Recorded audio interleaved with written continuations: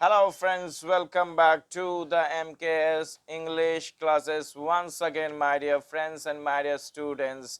आज भी मैं आप लोगों के लिए कॉमन एरर्स लाया हूँ। कॉमन एरर्स पढ़ने से जानते हैं कि इंग्लिश को हम शुद्ध लिख सकते हैं, बोल सकते हैं और कंपटीशन में जब भाग लेते हैं तो डेफिनेटली 100% हम लोग सक्सेस हो जाते हैं my dear friends.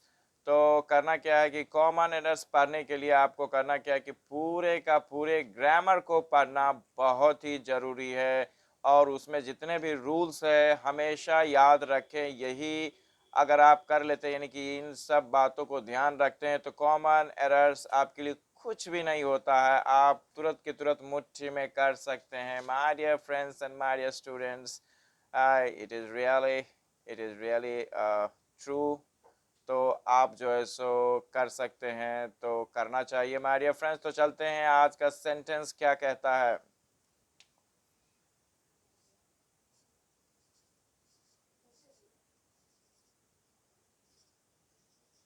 Tell me what do you want.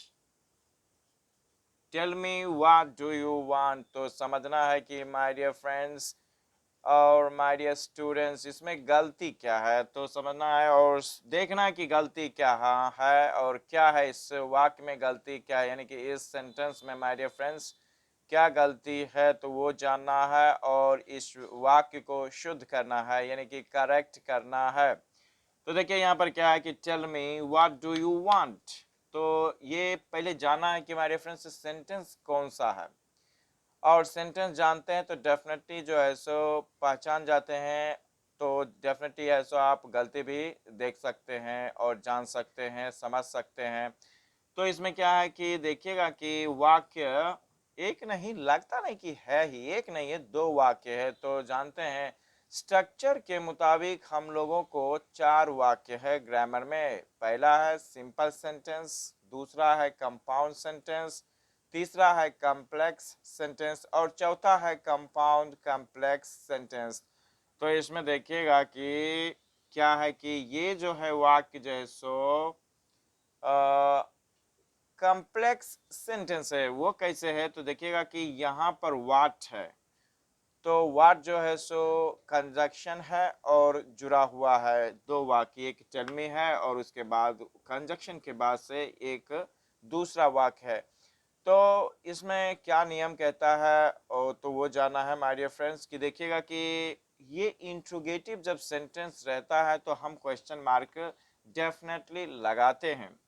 और व्हाट डू यू वांट, तो व्हाट के बाद जो है सो डू दिया गया है। तो इंट्रोगेटिव जब सेंटेंस बनता है तभी हम जो है सो हेल्पिंग वर्ब्स का इस्तेमाल करते हैं, यानी कि do does did is am are was were, ये सब जो है सो हेल्पिंग वर्ब्स में भी इस्तेमाल होता है और मेन वर्ब्स में भी इस्तेमाल होता है। तो यहाँ पर देखिएगा कि वाट से ही वाक्य को जोड़ा गया है।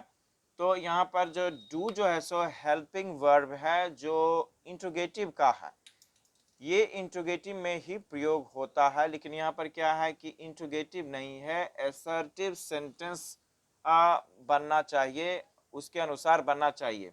तो देखिएगा कि व्हाट डू यू वांट यानी कि डू आप नहीं लगाएंगे, आपको जरूरत नहीं है क्योंकि ये इंट्रोगेटिव सेंटेंस नहीं है, इसलिए आपको नहीं लगाना है। तो शुद्ध क्या होता है कि डू को आप हटा दीजिए। देखिए यहाँ पर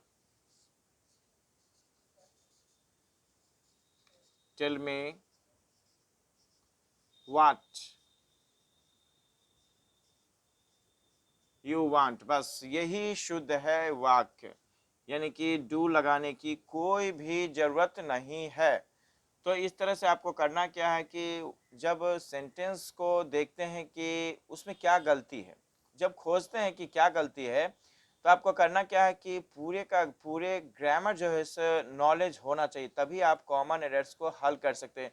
असल में हम लोग ये नहीं जान पाते हैं कि कहाँ से देगा, कौन सा सेंटेंस देगा, इसलिए करना क्या पूरे ग्रामर पढ़ना है और वाक्य को समझना है और समझने के बाद देखना कि कॉमन एरर्स है तो डेफिनेटली गलती दिया ही जाता है, तभी आप शुद्ध करते हैं और उसको सेंटेंस को करेक्ट करते हैं। तो सबसे पहले जाना कि गलती क्या है, तो पूरे का पूरे ग्रामर आपको पढ़ना ही चाहिए।